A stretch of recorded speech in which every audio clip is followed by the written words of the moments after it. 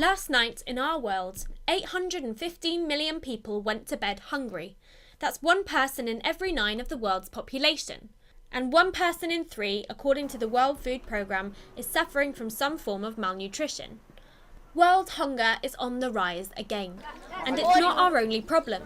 65.6 million people have been forced out of their homes by war, poverty and civil disturbance, a bigger figure than ever before in the history of our planet. Meanwhile, 1.1 billion don't have access to clean water, and 2.4 billion lack proper sanitation. That's why typhoid and cholera are constant major threats to their life and happiness. 19 million children are vision impaired, and we're being warned that the number of blind people across the world may be tripled by 2050, from 36 million to 115 million.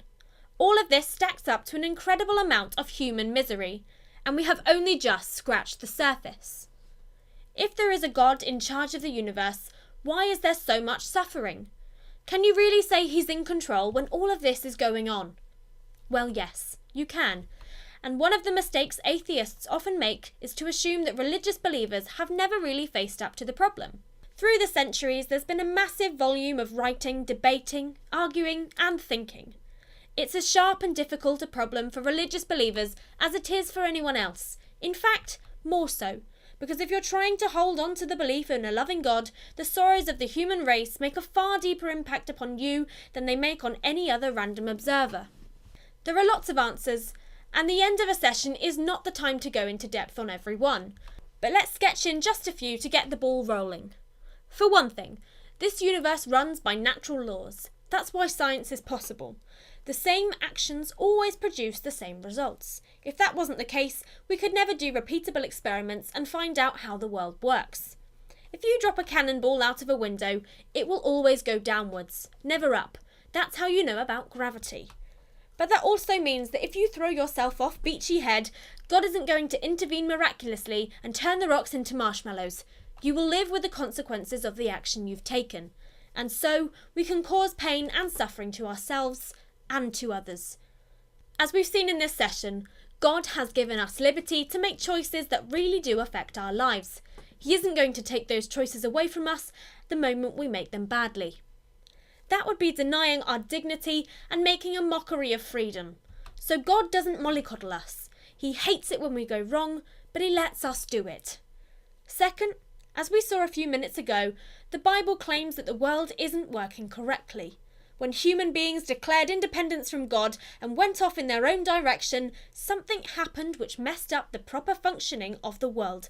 So now it's groaning and travailing in pain, as Paul put it. It's still working, but not very well. And so we get natural disasters, terrible accidents, avalanches and tsunamis. Third, a lot of it is our fault too. Even famines sometimes happen because humans have pursued selfish, uncaring agricultural practices for years. If you cut down trees willy-nilly at the foothills of the Himalayas, Bangladesh will flood and thousands will die. And you blame God for that. 815 million people may well have gone to bed hungry last night, but the solution is in our own hands. This world produces 4 times as much grain as we need to keep everybody fed. We're just not very good at sharing the wealth around. Finally, ask yourself why we get so steamed up with annoyance and outrage when we confront evil in our world. We long for things to be better. It's frustrating. We can see the potential that's there in the beauty of our planet and the many, many things we've been given to enjoy. Yet life is frequently cruel, unpredictable, unsatisfying. Why? Christians say that our deep-seated feeling that everything should be right is an indication that we're made to live in a fairer world than this one.